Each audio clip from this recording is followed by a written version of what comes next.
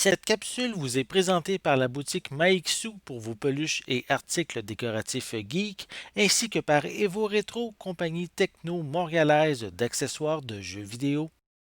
Bonjour, Gilles ici pour Ciné Techno. Je vous parle du DVD de Beckman. Le film de Gabriel Sabloff est distribué par Universal et met en vedette David R. White, William Baldwin et Burt Young, sorti en magasin le 22 septembre 2020.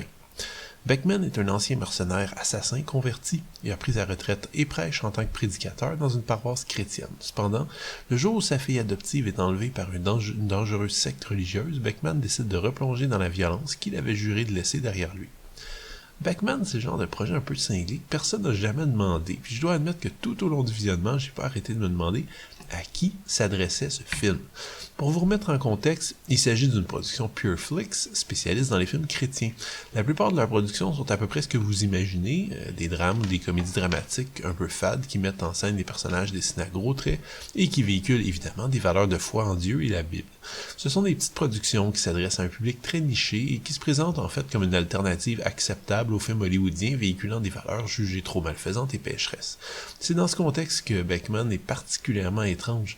Hommage ou copie, selon votre humeur, aux récents films d'action américains violents comme Taken et John Wick, le film de Gabriel Sabloff se veut un film d'action pur et dur, mais porté par des valeurs chrétiennes. Je m'éterniserai pas sur les nombreux problèmes du film, mais ils sont légion, donc bon, j'ai pas vraiment le choix. Le budget est clairement famélique, les chorégraphies approximatives, le montage grotesque, l'interprétation est terriblement inégale et oscille entre acceptable et vide sidéral. Malheureusement, David A.R. White, l'acteur principal, offre un jeu minimaliste et n'a pas du tout le charisme nécessaire pour un tel rôle.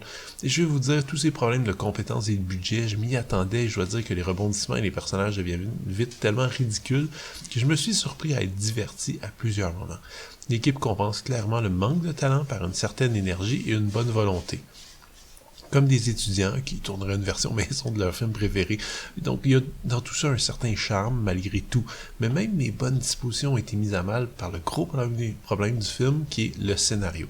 Très franchement, le scénario est un collage assumé de John Wick et Taken avec des bonnes lampées de Man on Fire, Girl with the Dragon Tattoo pour la forme. Et quand je dis collage, c'est pas une façon de parler, certaines scènes sont absolument identiques et frôlent même la parodie.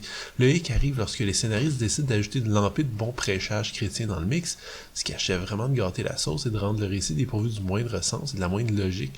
C'est la plus grosse faiblesse d'un long métrage qui en compte déjà pas mal, malheureusement. Le DVD est présenté à 1:78 anamorphique avec piste audio en anglais 5.1 et sous-titres en anglais, espagnol ou français.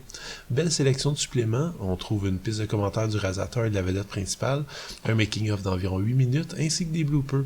C'est pas la mer à boire, mais pour un film à petit budget comme celui-ci, je dois admettre que je suis agréablement surpris. À qui s'adresse Beckman? Pas aux amateurs de films d'action, le résultat est beaucoup trop maladroit pour les satisfaire, pas aux amateurs de films chrétiens non plus, estampillés Pureflix habituellement. Le message de foi franchement dilué dans une enfilade de scènes de vengeance clairement conçue pour titiller les fantasmes violents du spectateur. Disons que le message de foi se perd beaucoup dans tout ça. Et donc, qui peut retirer du plaisir de ce film? Ma théorie personnelle, c'est que ce film a été conçu par l'équipe du film pour l'équipe du film. C'est un exercice de style pas très assumé. Les producteurs, scénaristes et acteurs avaient envie de jouer dans un film d'action du style Hollywood et se sont pas trop arrêtés à savoir quel serait l'intérêt commercial d'un projet. Ils ont eu du plaisir, je pense, à faire ce film et ça va être ça de gagner pour eux. C'était Gilles. Merci. Bon visionnement.